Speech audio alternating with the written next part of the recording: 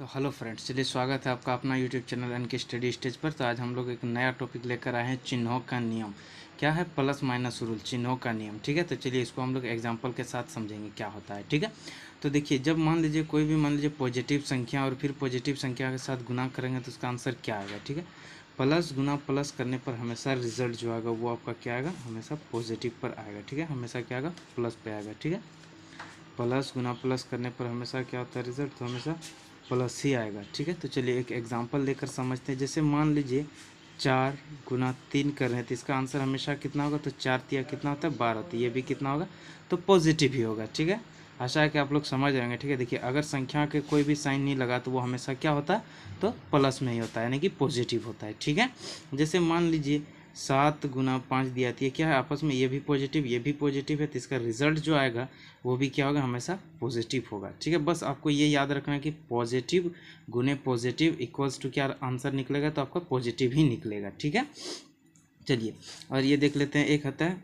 Minus गुना plus. अगर minus वाली संख्या का गुना प्लस में किया जाए तो रिजल्ट हमेशा क्या बनता है, तो नेगेटिव ही बनेगा। ठीक है, रिजल्ट हमेशा क्या बनेगा, तो नेगेटिव ही बनेगा। ठीक है, चलिए इसका भी एग्जांपल से समझते हैं। जैसे मान लीजिए -4 गुना 3, इसका आंसर जो कितना होगा, तो इसका आंसर जो माइनस का गुना अगर प्लस में करेगा तो आंसर किस में होगा, माइनस में होगा। तो 4 कितना हो जाएगा, तो -12 हो जाएगा इसका राइट आंसर। ठीक है, अब मान लीजिए कोई एक संख्या लीजिए -2 गुना 1, अगर माइनस का गुना प्लस में किया जाए तो रिजल्ट हमेशा माइनस में होगा, -2 हो जाएगा।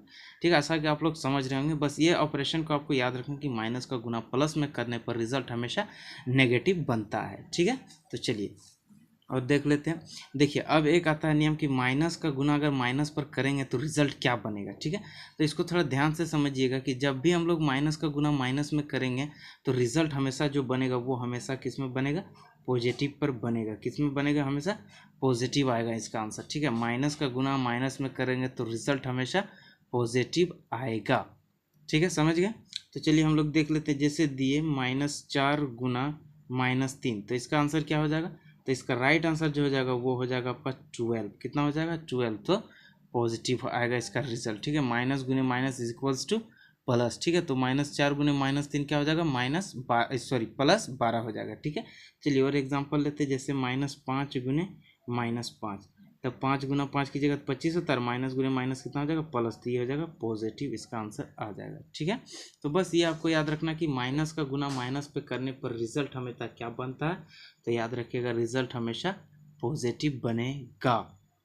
ठीक है, चलिए अब देखिए, प्लस गुना माइनस करने पर इसका क्या रिजल्ट बनता है, पॉजिटिव संख्या का गुना नेगेटिव पर करने पर रिजल्ट हमेशा नेगेटिव देगा। क्या देगा, नेगेटिव देगा। ठीक है, माइनस गुना प्लस कीजिए तो भी नेगेटिव देगा, यानी कि क्या होगा, माइनस में देगा। और पॉजिटिव गुना नेगेटिव कीजिए तो भी क्या आएगा, माइनस में ही आंसर आएगा। ठीक है, चलिए इसका एग्जाम्पल लेते हैं। जैसे मान लीजिए +5 गुना -3 कर दिए तो कितना हो जाएगा, 5×3=15, लेकिन क्या लगेगा, माइनस लगेगा, ये हो जाएगा -15, इसका राइट आंसर हो जाएगा। ठीक है, चलिए और एक संख्या लेते हैं। जैसे मान लेते हैं, हम लोग ले लेते हैं 10 गुना -2, तो 10 दूना ही कितना होता है, 10 दूना होता है 20, तो ये हो जाएगा नेगेटिव, इसका आंसर हो जाएगा।